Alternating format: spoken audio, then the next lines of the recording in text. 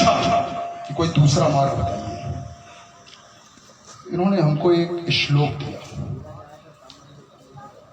यदा यदा हि धर्मस्य ग्लानिर्भवति भारतः अभ्युत्थानं धर्मस्य तदात्मानं सृजाम्यहं परित्राणाय साधूनां विनाशाय च दुष्कृतां धर्म संस्थापनार्थाय संभवामि युगे युगे। बस समझ में आ गया।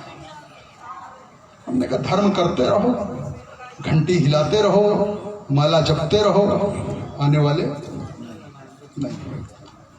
बस फिर क्या था, उठा लिया चंद्रहास, खींच लिया पाला धर्म और अधर्म के बीच, और खड़ा हो गया अधर्म के पक्ष में, विवश कर दिया उन्हें उस लोक से इस लोक पर आने के लिए। हमारे द्वारा दर्शन हो रहे हैं, कर लो, वैसे होने वाले हैं नहीं। राम जी तैयार हो, देखो राम जी तैयार है, देखो। बोल दो समय है। लंकेश जी ने बहुत अच्छी बात ली, लेकिन लंकेश जी इस पर कुछ विशेष बात, ये अधर्म का पक्ष मिला क्यों? थोड़ी बात गहराई की है, और आप जैसे जब विद्वान एकत्रित होते हैं तो कुछ कहने का मन बन जाता है। संसार में जिस समय सारे गुणों की उत्पत्ति हुई, प्रसारित तो नहीं हुई, केवल हुई, तो नारायण के हृदय से धर्म की उत्पत्ति और पृष्ठ से, पीठ से अधर्म की उत्पत्ति हुई। जब कोई बात किसी के लिए पीछे की जाए तो अधर्म है, सामने किया जाए तो धर्म है। यह बात जिस समय ये दोनों धर्म और अधर्म प्रकट हुए, नारायण ने कहा इसे संसार के लोग कैसे जानेंगे कि धर्म क्या है और अधर्म क्या है। तो उन्होंने कहा कि हमें मिलकर एक नाटक खेलना चाहिए, जिसके माध्यम से धर्म और अधर्म का प्रचार संसार में हुए। उस समय ऋषियों से कहा गया अधर्म के पक्ष में जाओगे, कोई जाने को तैयार नहीं। देवताओं से कहा गया अधर्म के पक्ष में जाओगे, कोई जाने को तैयार नहीं। नारायण ने कहा जब कोई अधर्म के पक्ष में जाता नहीं तो फिर नाटक कैसे होगा। अचानक दृष्टि पहुंची अपने द्वारपालों की ओर से और विजय की ओर।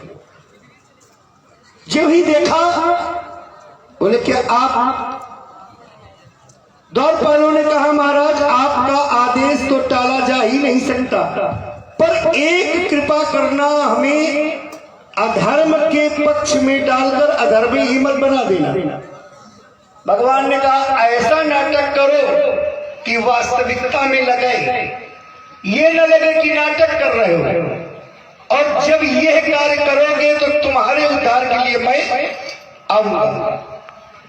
और उसी अधर्म के पक्ष को लेकर के आज यह आधार है, और इसीलिए धर्म के विपरीत अधर्म का ही वो पक्ष लेकर सबलता की ओर बढ़ रहे हैं। एक बार तालियां होनी चाहिए। बहुत बढ़िया, बहुत बढ़िया। देखिए, मिथिला के अंतर्गत, मिथिला विद्वानों की समाज है, और याज्ञवल्क्य, मैं तो आपको याज्ञवल्क्य व्यास की इस पर प्रतिस्थापित है आप। याज्ञवल्क्य जी के द्वारा एक ऐसा कथानक समाज के मध्य में रखा गया, मुझे नहीं लगता किसी को इसकी जानकारी होगी, किंतु इसमें थोड़ा सा कहीं पर मोड़ है, उस मोड़ को मैं स्पष्ट कर देता हूं। जब नारायण ने ये कहा नहीं, बल्कि उन्होंने निरीक्षण किया कि हमारे ये जो सेवक हैं, इसमें ऐसा कौन सा व्यक्ति है जो हमारे समतुल्य हो सकता है, जिसकी शक्ति इतनी हो कि वो वहां जाए और उसके लिए हमें जाना पड़े। ये प्रदर्शित तो होना चाहिए। एक लीला रचाई गई बैकुंठ। उस समय हम और हमारा भ्राता जय और विजय के रूप में, द्वारपाल के रूप में वहां पर थे। चोर और सिपाही का खेल नारायण के द्वारा खेला गया। नारायण ने कहा हम चोर बनते हैं, तुम लोग सिपाही बनो। हमने कहा ना महाराज, आप चोर न बनो, आप जब चोर बनना तब बनना, अभी आप चोर न बनो, अभी आपका चोर बनने का समय नहीं। चोर हम लोग बनते हैं, सिपाही आप बनाओ। तो क्या लगा नहीं, मैं ही चोर बनूंगा और तुमको सिपाही बनकर तुम लोगों को, समस्त लोगों को हमें पकड़ना है। नारायण ने भागना प्रारंभ कर दिया। मां लक्ष्मी बैठ करके सिंहासन पर पूरी लीला देख रही थी। भागते भागते लोगों ने जब उनको पकड़ने का प्रयास किया तो नारायण को कोई पकड़ नहीं पाया, किंतु उनके प्रताप से, मैं ये कहता हूं उनके प्रताप से, मैंने नारायण की कलाई को पकड़ा। ये तो आज कह रहे हो। जब मैंने नारायण की कलाई को पकड़ा तो नारायण ने कलाई को छुटाने का बहुत प्रयास किया, किंतु उनकी कलाई मैंने छोड़ी। तो भगवान पकड़ में नहीं आता और पकड़ में आ जाए तो कोई छोड़ दे, ये संभव है क्या? मैंने पकड़ छोड़ी नहीं, वहीं पर उन्होंने मेरा चयन किया। थोड़ा सा इसमें इतना और इस पर थोड़ा से और मैं केवल की जी यहाँ उपस्थित तो आनंद है। थोड़ी सी बात सुनना चाहता। स्थिति ये बनी जिस समय ये धर्म और अधर्म का क्रम बना और बनने के बाद अधर्म के मार्ग पर चलने का पहला कदम, वहीं से पहला चरण पड़ गया।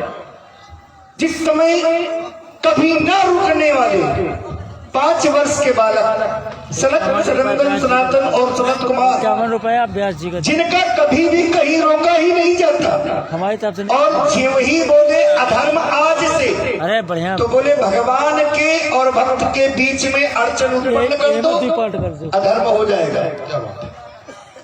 उसी समय रोक लगा दी गई सरकार ऋषियों के लिए कि प्रवेश वर्जित,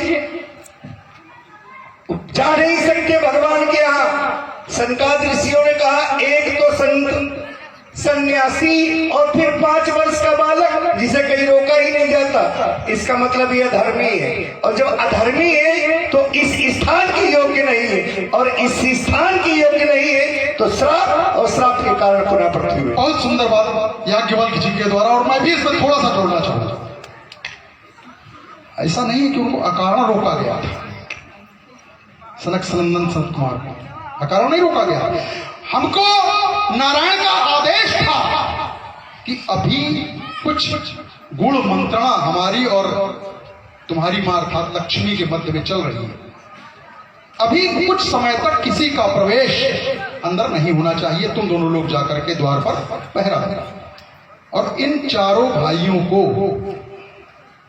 किसी भी लोक में कहीं पर भी किसी भी समय जाने का अधिकार प्राप्त था, लेकिन हमको हमारे स्वामी के द्वारा कहा गया था कि कोई अंदर नहीं आना चाहिए, इसलिए हम लोगों ने उनको रोका। दूसरा, अगर आपकी दृष्टि में ये अधर्म है, हम स्वीकार कर लें कि हमने अधर्म किया, लेकिन हमने अपने स्वामी की आज्ञा का पालन किया।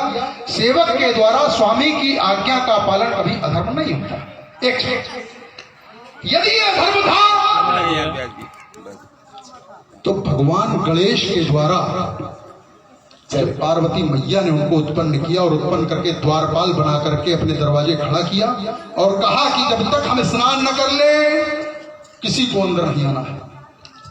और भगवान शंकर के परिचय देने के उपरांत भी गणेश जी ने शंकर जी को रोका ही नहीं, उनकी समस्त शक्तियों से युद्ध भी किया और उनको अंदर नहीं आने दिया। ये अधर्म नहीं था। इसलिए मैं अपनी बात समाप्त करना चाहूंगा। सुना आप लोगों ने